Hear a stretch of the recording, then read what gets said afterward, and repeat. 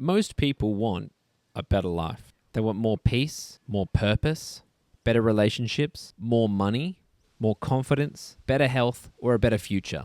But the uncomfortable truth is this. Before your life changes, you usually have to change first. That doesn't mean that everything's your fault. And it certainly doesn't mean that life is fair. And it does not mean that you haven't had bad things happen to you. But it does mean this. You are not powerless. And the moment you accept responsibility for what is in your control, you begin to reclaim authority over your own life. Responsibility is commonly misunderstood. People hear the phrase, take responsibility, and think it means, I'm being blamed.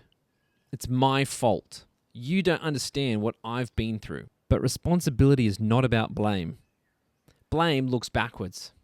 Responsibility looks forwards. Blame says, whose fault is this? Responsibility says, so what can I do now? That one shift alone can change your entire life. In Matthew chapter 7, verses 24 to 27, it says, the wise man builds his house upon the rock.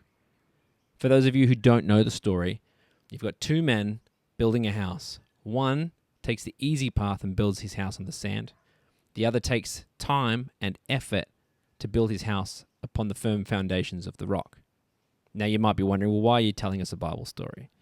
Because there are some key things that we can take away from that verse about responsibility. And I hope that what you can take away is the storm came for both men.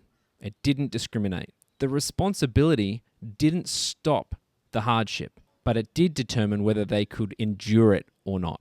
A key thing to know is that life is not fair. Some people grow up with loving parents and some don't. Some people are born into wealth.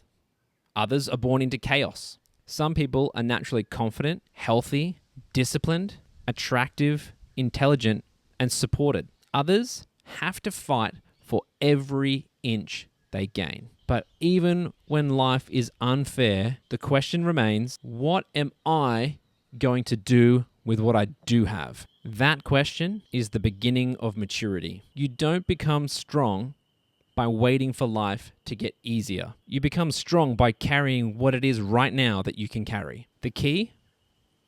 Start small. If everything is closing in around you, just start by tidying up your room, make your bed, start paying your bills, say that apology you've been putting off, tell the truth, get off the couch and exercise, stop making excuses, be a reliable person, choose one and keep that promise to yourself. These things all sound small, but trust me, they are not. They are proof that you can act. And once you can act, you are no longer helpless. A life with no responsibility might sound freeing, but it becomes empty really quick. Typically, you find meaning by carrying something valuable. A family, a marriage, a job, a calling, a mission, a community, some type of future that you're trying to build. The things that make life meaningful are usually the things that require sacrifice. Responsibility might be heavy, but emptiness is heavier. We often talk about fixing politics, society, culture, education, the economy, or even the future.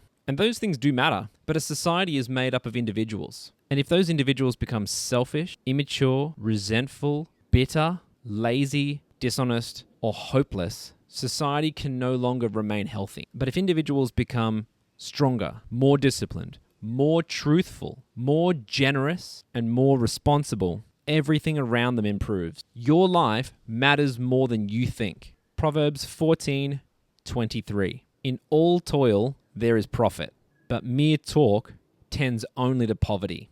In modern culture, where people endlessly discuss improving their lives, but never act, the way you live affects your children, your spouse, your friends, your community, and even your country. So I put it to you, this week, choose one thing you've been avoiding. Not 10, one. The conversation, the apology, the bill, the habit, the mess, the decision, the discipline. Don't wait till you feel ready. Just start. Because action creates momentum, and momentum creates hope.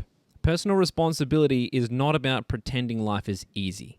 It's about refusing to surrender your future to bitterness, excuses, or helplessness. You may not be able to fix everything today, but you can fix something. And that's where a better life begins.